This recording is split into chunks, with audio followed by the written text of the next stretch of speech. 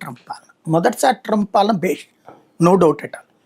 But అతని మీద ఒక అరాచకవాది అని ముద్రేశారు ఈ కమ్యూనిస్ట్ ఐడియాలజికల్స్, అప్పుడు కూడా చేసింది. దాంతో అతను ఎట్టాగు నా మీద ముద్ర పడింది కాబట్టి అది అమలు చేసి చూపెడదాం అనుకున్నాడేమో. దానికంటే నన్ను అడిగితే అతని దేశం గొప్ప కోసం చేశాడు, ట్రై చేశాడు. ఎందుకంటే $30 ట్రిలియన్ జీడిపి ఉంటే $39 ట్రిలియన్ అప్పు ఉంది అక్కడ. మనకి ఇండియాలో 74% అప్పు ఉన్నాం మనం, మన జీడిపితో కంపేర్ చేస్తే. బట్ అక్కడ 130%, $30 ట్రిలియన్ $39 ట్రిలియన్ అప్పు అంటే సంపద కంటే ఎక్కువ అప్పు ఉంది అక్కడ.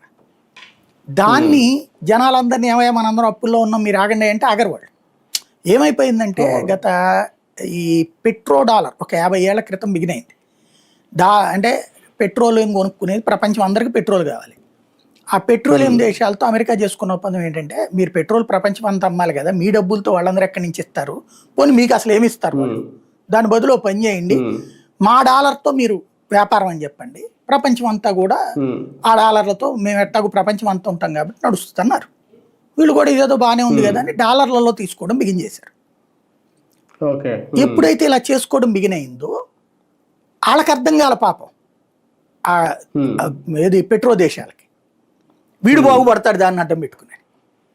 వీడు ఏం చేసేసాడు, అప్పటి నుంచి డాలర్లు ముద్రించడం